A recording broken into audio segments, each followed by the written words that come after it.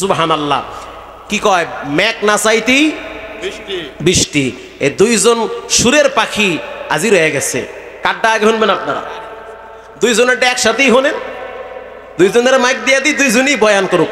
আল্লাহ আমাদের এলাকার মানুষ সকালবেলা যখন দেখলো কিফিলের দরওয়াজা লাগানো, কেউ কেউ বলতে আছে জালেম কি আজকে ঘুম থেকে ওঠে নাই। একজনে বলল, কি ব্যাপার, 10টা বেজে গেছে এখনো তো ঘুম থেকে ওঠে না, কারণ কি? জানলা দিয়া উকি মাইরা দেখি কিফিলের কি অবস্থা। জানলা দিয়া তাকায় দেখতেছে কিফিল মইরা পইরা আছে। এলাকার মানুষ সবাই বলল, কিফিলের জানাজা আমরা পড়াবো না, লাশ ফালায়া দাও, ও খারাপ মানুষ, জেনাকার, চরিত্রহীন লম্পট, ওর চেহারাও দেখতে চাই না। এবার আপনারা বলেন, দুনিয়ার ভিতরে মায়ের ভালোবাসা সন্তানের প্রতি কম না বেশি? অনেক বেশি। এত বেশি যে মা নিজের দামি 2টা কিডনি সন্তানরে দিয়া বাঁচায়া রাখে। সন্তানের প্রতি এত মায়া। রাজশাহী বিশ্ববিদ্যালয় ছেলে পড়ে, বাবায় ঢাকা শহরে রিক্সা চালায়। কথা কর না কা? ঢাকায় সবজি বেচে বাপ, আর ছেলে মেডিকেলে পড়ে, কষ্টের টাকা ছেলেকে দিচ্ছে। বাবার কলিজার ভিতরে এই ভালোবাসা কে দিয়েছে? আল্লাহ দিয়েছে। এর চেয়ে কোটি কোটি গুণ দয়া মায়া রবের কলিজায়। আল্লাহ রাব্বুল আলামিন তার বান্দারে তো আর ফালায়া দিতে পারে না। দরওয়াজার সামনে লেখা উঠায়া দিছে, কদ গফারাল্লাহু লিল কিফিল। পৃথিবীর মানুষ, তোমরা বলেছ কিফিল খারাপ, আমি রব বললাম কিফিলের সব গুনাহ মাফ করে দিয়েছি। हर गोरीदे देने तू तैयारो है, जो ना मांगे उससे तू बेजारो है। अतीना फी दारे दुनिया ना हसन, अतीना फी दारे उक़बा ना हसन। या गियासल मुस्तगीसीन हदीना लस्तिखारा मिल उलूमी वल गिना। अल्लाहु আকবার। ভালো হয় একেবারেই এশারের নামাজের পরে, দেখতেও ভালো দেখা যায় না, আর শয়তান ওয়াসওয়াসা দিবে, এটাই স্বাভাবিক। একটু পরে যাদের আলোচনা শুনবেন প্রত্যেকেই গ্রহণযোগ্য এবং বাংলাদেশের উল্লেখযোগ্য আলোচক। রুচির পরিবর্তন ঘটবে না, মানসিকভাবে কোনো ধরনের বিপর্যয় আসবে না। সুস্থতার সহিত দ্বীনের নেসবতে মহান রব্বুল আলামিন আমাদেরকে আজকের এই চমৎকার পরিবেশে মনোমুগ্ধকর একটি জায়গায় উপস্থিত হওয়ার মতো তৌফিক দান করেছেন। এজন্য সেই মহান রব্বুল আলামিনের দরবারে ঈমানের আওয়াজকে বড় করে, আবেগ ভরা কণ্ঠে, প্রেম ভালোবাসাকে উজাড় করে কালেমাত শুকর আদায় করি, আলহামদুলিল্লাহ।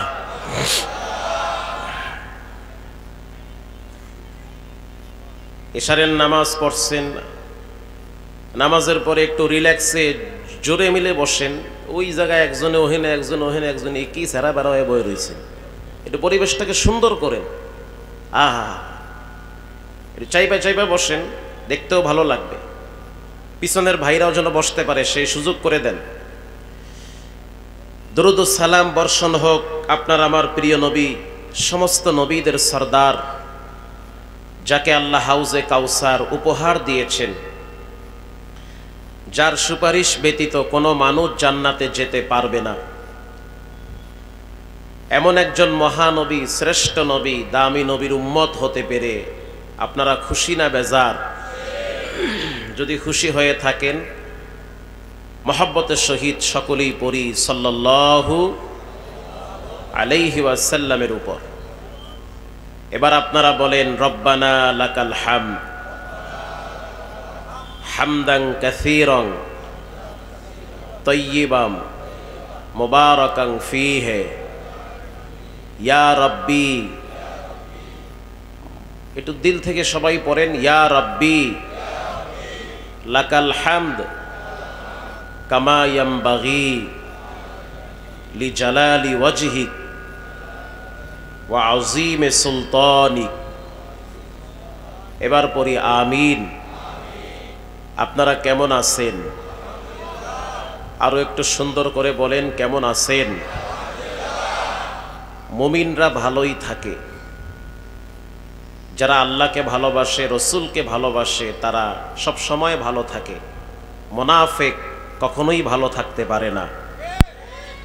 জালেম, স্বৈরাচার, যারা জুলুম করে, মানুষের হক নষ্ট করে, তারা কখনোই আরামে, স্বাচ্ছন্দ্যে, তৃপ্ত সহকারে থাকতে পারে না। মুমিন সর্বহালতে আল্লাহর শুকরগুজার বান্দা হয়।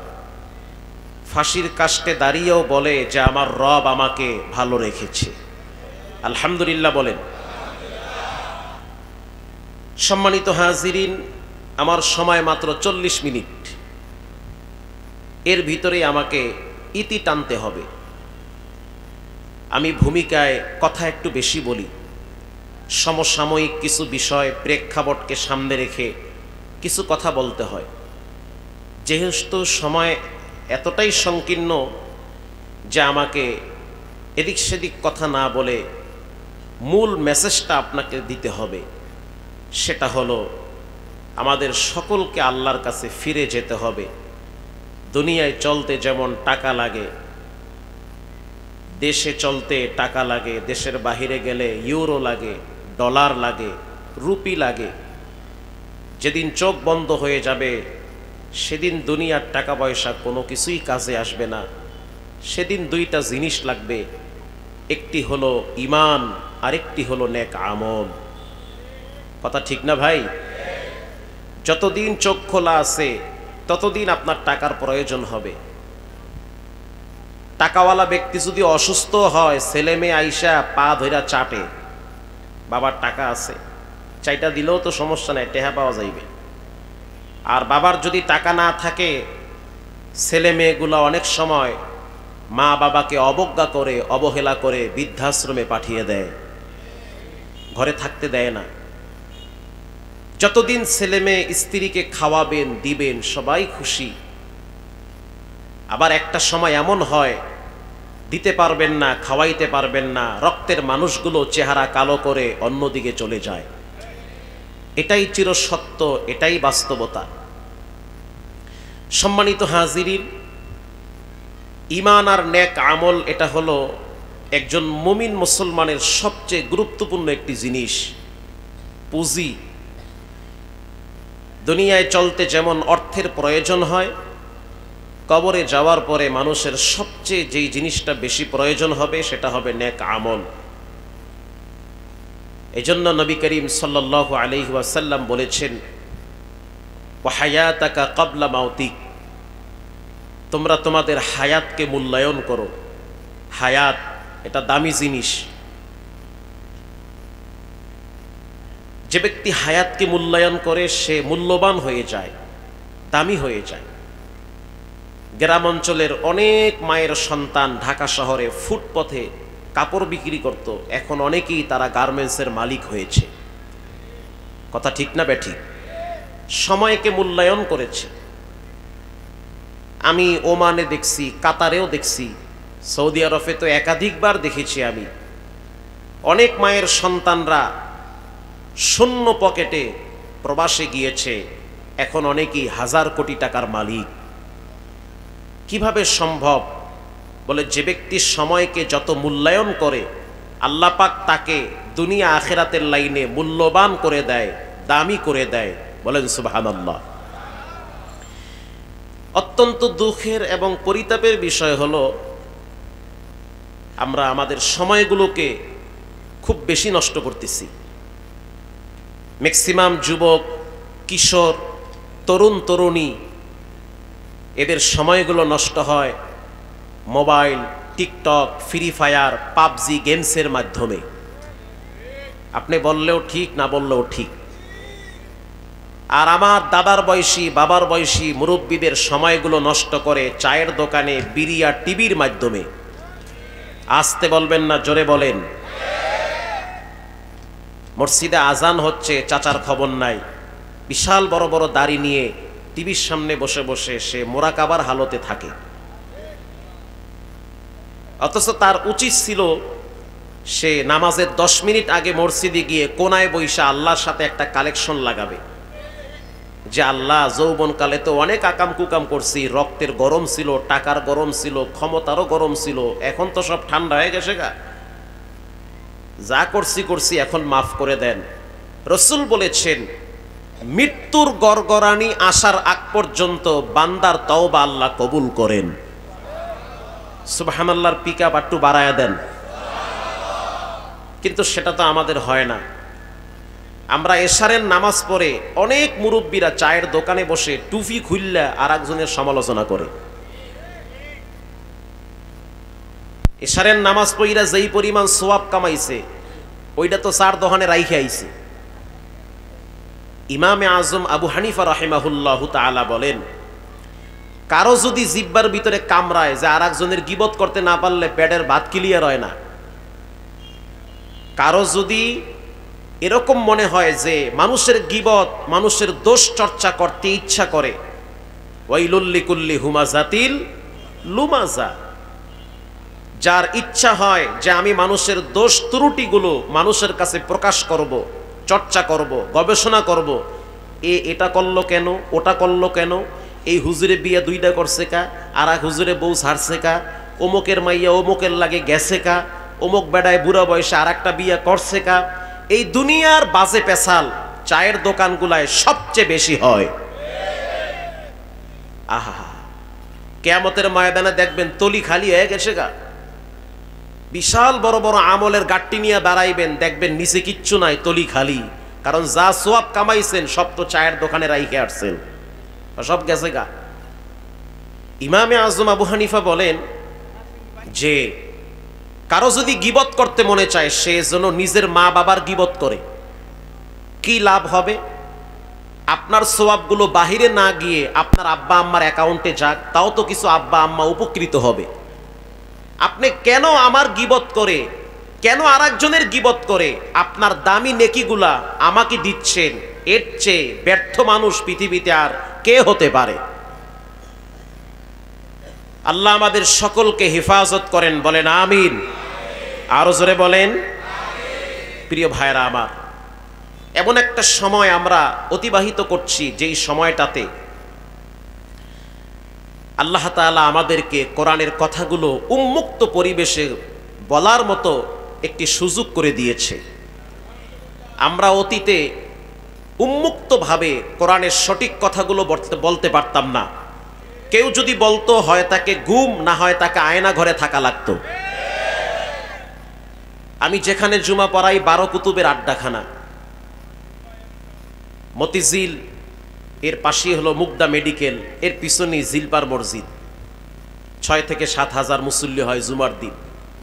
সেখানে ডিজিএফআই এর লোক নামাজ পড়ে, এনএসআই এর লোক নামাজ পড়ে। তো একদিন আমাকে বলতেছে যে হুজুর আপনার নাম তো লিস্টিতে আছে। কথা কি বুঝতেছেন? তা আমি বললাম আমি সহজ সরল মানুষ, ডাইনে বামে আও বাও বুঝি না, আমার নামও লিস্টিতে হান্দাই দিচ্ছেন আপনারা? আমরা হান্দাই নাই, কালামানিক হান্দাইছে। 116 জন আলেমের নামের লিস্ট করছিল, এটাকে আপনারা ভুলে গিয়েছেন? সেখানে আমার নামও 53 নম্বরে, আলহামদুলিল্লাহ। তা আমি তাদেরকে হেসে দিয়ে বললাম আফসোসের কোনো কারণ নাই, আমি ভীত সন্ত্রস্ত না। মুমিন কখনো ভীতু হতে পারে না, একমাত্র মুনাফিকরাই জালেম স্বৈরাচারের পা চাটে। আমি বলেছি মজার বিষয় হলো যে আমার লিস্ট, আমার নাম আপনাদের হাতে, আর আপনাদের সকলের লিস্ট আরো আগেই তো আজরাইলের হাতে চলে গিয়েছে। তখন সে বলল জাগা মতো মলম তো ঠিকই মাইরা দিচ্ছেন আপনি একেরে। প্রিয় ভাইরা আমার, যার কেউ নাই তার কে আছে? এই জমিন থেকে এমনও ব্যক্তি বিদায় হয় যার মৃত্যুর পরে মানুষ সিসি দেয়, থুথু মারে, মরছে ভালো হয়েছে, আরো আগে মরা উচিত ছিল। কোন জালেম মারা গেলে মানুষ দোয়া করে না, বরং শুকর আদায় করে। কিন্তু যখন কোনো মাজলুম মারা যায় তখন মানুষ তার জন্য দিল থেকে দোয়া করে। আমরা দেখেছি মরহুম আল্লামা জুনায়েদ বাবুনগরী রহিমাহুল্লাহ তাআলা, তার মৃত্যুর পরে তার জানাজায় লক্ষ মানুষের ঢল নেমেছিল, কোটি কোটি মানুষ তার জন্য দোয়া করেছে। জালেম স্বৈরাচার তাকে পঙ্গু বানিয়ে দিয়েছিল। আমরা দেখেছি মরহুম মকবুর আল্লামা দেলোয়ার হোসেন সাইদি রহিমাহুল্লাহু তাআলা, তার মৃত্যুর পরে লক্ষ মানুষের ঢল নেমেছে তার জানাজায়। টাকার গরমে না, ক্ষমতার গরমে না, একমাত্র কোরআনের গরমে। এরকম কিছু ভালোবাসা অর্জন করেন যে আপনার মৃত্যুর পরে মানুষ আপনার জন্য দোয়া করবে। এরকম কিছু ব্যবহার মানুষকে দেন, আপনার মৃত্যুর পরে মানুষ আপনার জন্য বিকাশের মতো নেকি আপনার অ্যাকাউন্টে পাঠিয়ে দিবে। আল্লাহ আমাদের সকলকে ধৈর্যের সহিত দ্বীন ও ইসলামের পক্ষে থাকার তৌফিক দান করেন, জোরে বলেন আমিন। সম্মানিত হাজিরিন, প্রত্যেকটা মানুষের জীবনের চলার পথে কিছু ভুল বেয়াদবি হয়, ইচ্ছায় অনিচ্ছায় মানুষের পাপ হয়। চক দিয়ে যদি আপনি সিলেটে একটা দাগ দেন, বলেন সেই দাগটা মুছার মতো একটা ডাস্টার আছে না নাই?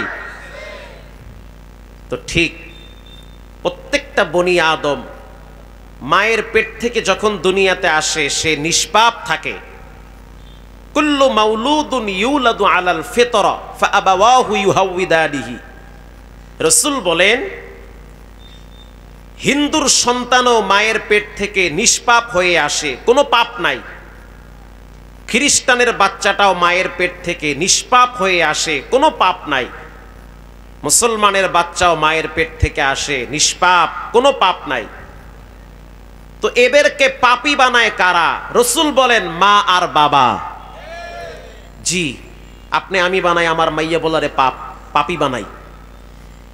ছেলে মেয়েদেরকে নষ্ট করে কারা? বলে মা বাবারা। হিন্দু খ্রিস্টান বেদিন বেঈমান এদের কথা বাদ দিলাম, আপনি আমি মুসলমান, ঠান্ডা মাথায় আমার কথাগুলো শ্রবণ করেন। এই সমাজের মুসলমানের মা বাবারা, মুসলমান সন্তানের মা বাবারা প্রাইভেটের জন্য ছেলে মেয়েদেরকে যেই পরিমাণ শাসন করে, আমার কথা বুঝতে আপনাদের কষ্ট হয়? প্রাইভেটের জন্য ছেলে মেয়েদেরকে যেই পরিমাণ শাসন করা হয়, কেন প্রাইভেটে গেলা না? কেন তুমি মিস করলা? কেন তুমি অঙ্ক বুঝলা না? কেন তুমি কেমিস্ট্রি বুঝলা না? কেন তুমি বিজ্ঞান বুঝলা না?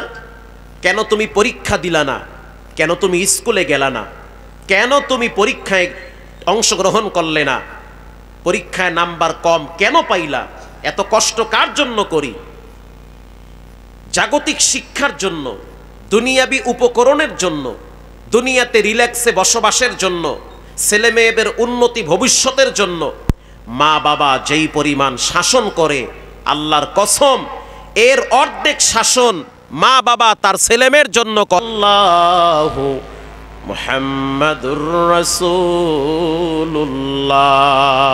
সাল্লাল্লাহু নারায়ে তাকবীর। সম্মানিত হাজিরিন, যে কথা আমি আপনাদেরকে বোঝাতে চাচ্ছি যে ছেলে মেয়েদেরকে নষ্ট বানাবার পিছনে সবচেয়ে বেশি ভূমিকা পালন করে তার মা আর বাবা।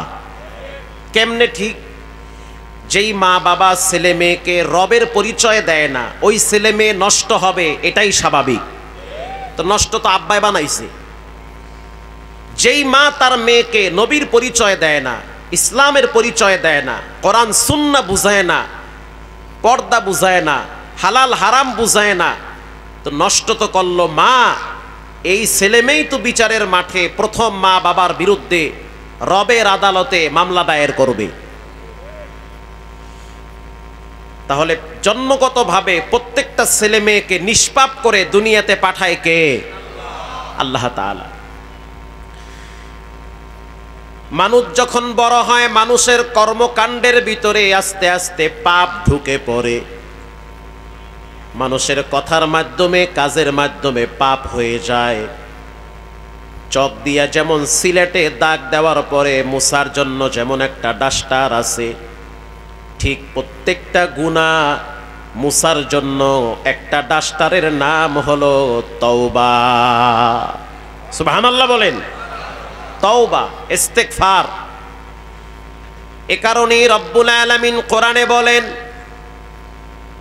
তুবু ইলাল্লাহি জামিআন আইয়ুহাল মুমিনুন।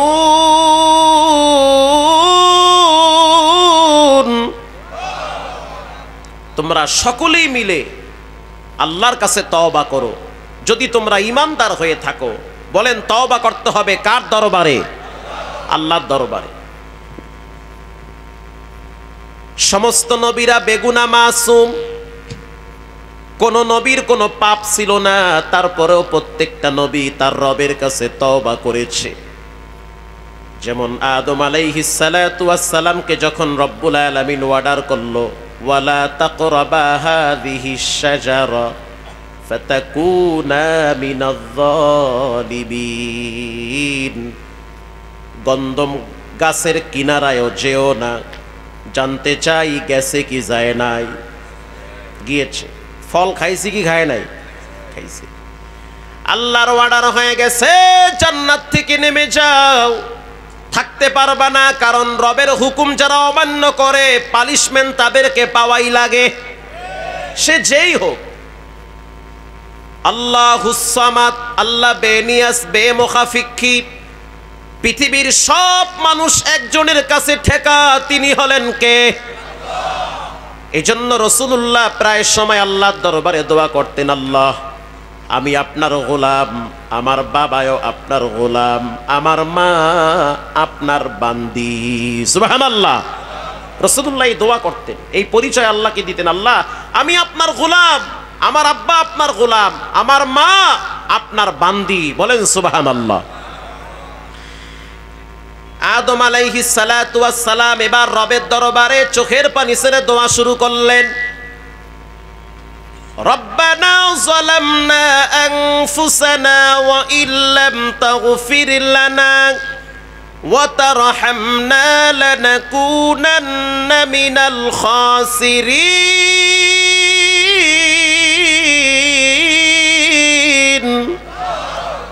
এতগুলা মানুষ আল্লাহু আকবার নিতে গিয়ে গলা বলা সব ফাড়াই হলেন গা, আল্লাহু আকবার। মাশাআল্লাহ। আল্লাহর নাম যত নিবেন হার্ট স্ট্রং থাকবে, এটা মজবুত থাকবে। আর সারা দিন বিড়ি খাইবেন, জাগা মতো কাইতে পড়বেন।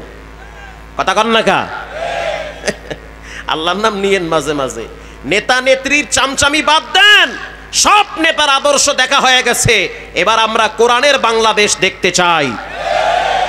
কোরআনের পক্ষে কথা বলেন, কাজ করেন। যারা কোরআনের পক্ষে কাজ করবে, কথা বলবে, আসমান আল্লাহর, জমিন আল্লাহর, আইন চলবে আল্লাহর, ইনিল হুকমু ইল্লা লিল্লাহ, আমরা তাদের পক্ষে আছি, ডানে বামে আছি। কোন রাম বামদের দালালকে আর দ্বিতীয়বার ক্ষমতায় দেখতে চাই না। প্রিয় ভাইয়েরা আমার, আদম আলাইহিস সালাতু ওয়াস সালাম রবের দরবারে দোয়া করলেন, আয় আল্লাহ আমি আমার নফসের উপরে জুলুম করছি, আপনি আমাকে মাফ করে দেন, ক্ষমা করে দেন। আদম নবী হইয়া যদি আল্লাহর কাছে ক্ষমা চায়, তাহলে আপনি আমি কোথায় আছি? ইউনুস আলাইহিস সালাতু ওয়াস সালাম তিনি যখন মাছের পেটে ছিলেন, আল্লাহর দরবারে চোখের পানি ছেড়ে কান্না শুরু করলেন, আর একটা দোয়া পড়লেন, লা ইলাহা ইল্লা আনতা সুবহানাক সুবহানাক ইন্নী কুনতু মিনাজ যালিমিন।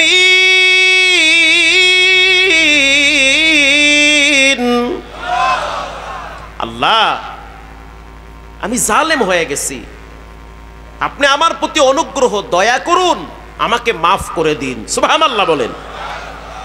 আল্লাহর পয়গম্বর সে আল্লাহর কাছে মাপ চায়, আদম নবী মাপ চায়, ইব্রাহিম নবী মাপ চায়।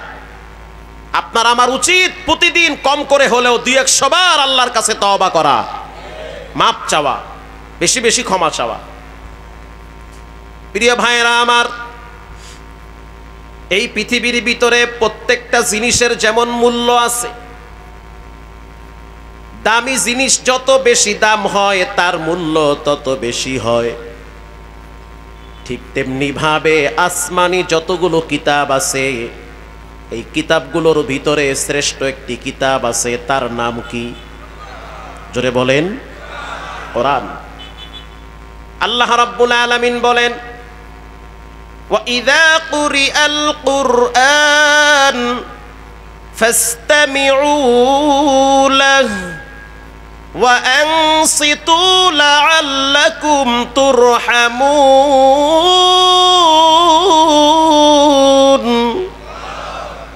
যখন কোরআনের বয়ান হবে তখন চুপ থাকবে, বলেন কথাটা কার? ডানে বামে যারা বসা আছেন স্তব্ধ হয়ে যান, কোনো কথা বলা যাবে না ইনশাআল্লাহ। বলেন আল্লাহর কথা হচ্ছে, কেন আপনি কথা বলবেন? চুপ থাকেন। ওয়াংসিতু, চুপ থাকো, লাআল্লাকুম তুরহামুন, তোমাদের উপরে রবের পক্ষ থেকে রহমতের বাড়িধারা চালু হয়ে যাবে। সুবহানাল্লাহ। প্রিয় ভাইয়েরা আমার, শ্রেষ্ঠ কিতাবের নাম হলো কোরআন। শ্রেষ্ঠ, তাহলে তওবা করতে হবে আল্লাহর কাছে, ক্ষমা চাইতে হবে, মাপ চাওয়া লাগবে। কে কোন দল করেন এই পরিচয় কিন্তু কবরে চলবে না। কবরে প্রশ্ন করা হবে তিনটা। বলেন কয়টা? এর ভিতরে প্রথম প্রশ্ন করা হবে, বলো তোমার রবের নাম কি? বলেন আমাদের রবের নাম কি? রবের নাম আল্লাহ। এখন এই রব শব্দটার প্র্যাকটিস করা হয় নামাজের মাধ্যমে। এমন করে গা ভাই, রব শব্দের প্র্যাকটিস করা হয় কিসের মাধ্যমে? বোমান হান বয়ে রয়েছে, কিসের? নামাজের মাধ্যমে। এবার আপনারা বলেন, প্র্যাকটিস ছাড়া কোনো জিনিসের সফলতা আসে? ঠান্ডা মাথায় বোঝেন, খালি টান মারলে হবে না। প্র্যাকটিস ছাড়া কোনো জিনিসের সফলতা আসে না। যেই লোকটা আলিফ বা তা সা পারে না, তারে যদি বলি এশারের নামাজ পড়াবেন, সে কি পারবে? তবে মুই ঢাকা যামু, ওর গাড়ি হয়েছে সকাল কি বলে সন্ধ্যা 7টার সময়, নামাজ হয়েছে 7:15-তে, কথা কন না কা? মানে হে পারে না। কেন পারে না? প্র্যাকটিস নাই, চর্চা নাই। এই এই এই জিনিসটা মনে রাখবেন, চর্চা নাই। বলেন কি নাই? এটা মনে রাখেন, চর্চা নাই। এবার আসেন, যেই ছেলেটা কোরআন শরীফ মুখস্থ পারে না, ওকে যদি বলা হয় তুমি আগামী রমজানে খতম তারাবি পড়াবা এই মসজিদে, পারবে? বলেন কি নাই? চর্চা নাই, সে মুখস্থ পারবে না। আবার যদি আমি বলি হাফেজ সালেহ আহমদ তাকরিমকে, গোটা পৃথিবীকে দেখায় দিয়েছে, ছোট্ট একটা বাচ্চা কোরআন প্রতিযোগিতায় প্রথম স্থান অধিকার করেছে।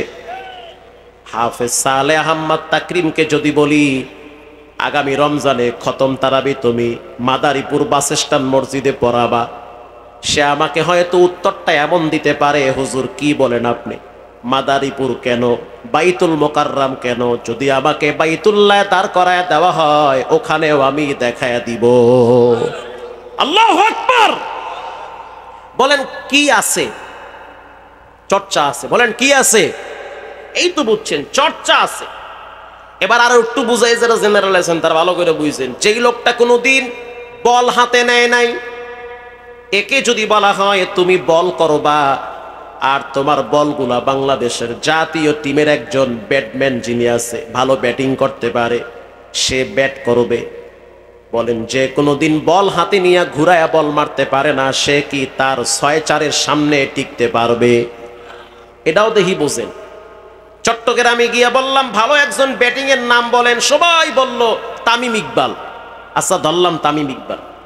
তামিম ইকবালকে যদি বলি আপনি ব্যাটিং করেন, আর আপনাকে যদি বলা হয় আপনি বল করবেন, আপনি তো টিকবেন না, কারণ তার ব্যাটিং ধরার স্টাইল দেখলেই তো আপনি ভয় পাবেন।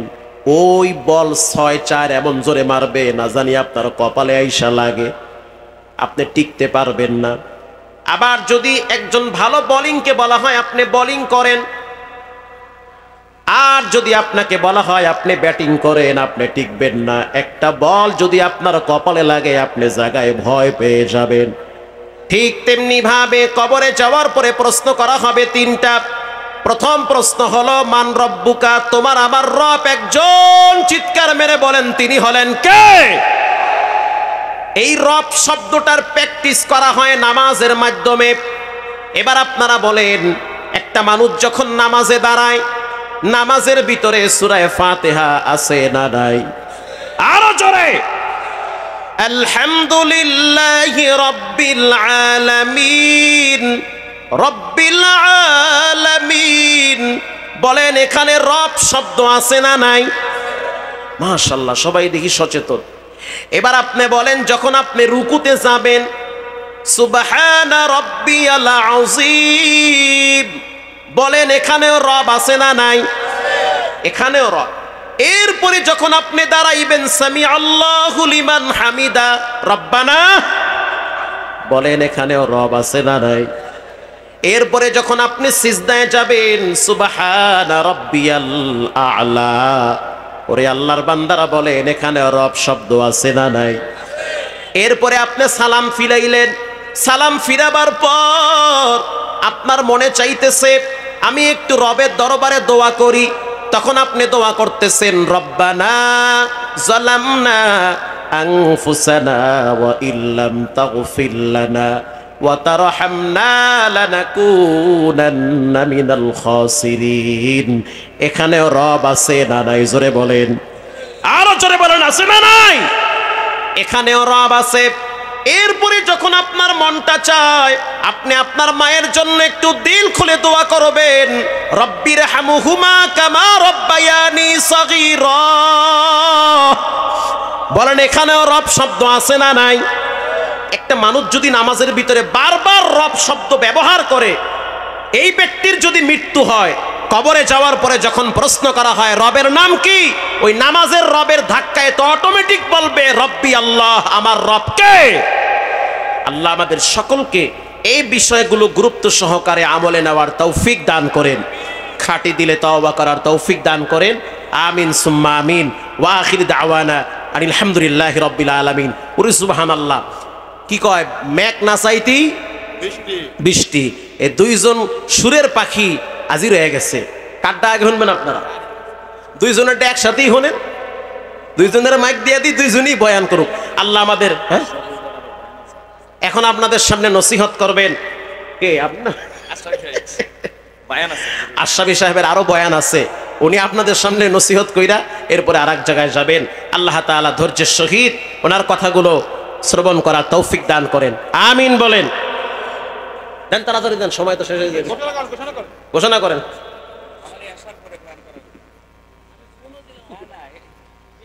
সম্মানিত মুহাজিরিন, 5 দিনব্যাপী ব্যাপারীপাড়া তাফসীরুল কোরআন মাহফিলের আজকের প্রথম দিনের প্রধান বক্তা, যিনি ইতিপূর্বে এই ব্যাপারীপাড়া ঈদগাহ ময়দানে ওয়াজ নসিহত করে গিয়েছেন, সারা বাংলাদেশের আলোড়ন সৃষ্টিকারী বক্তা, সুদর্শন বক্তা,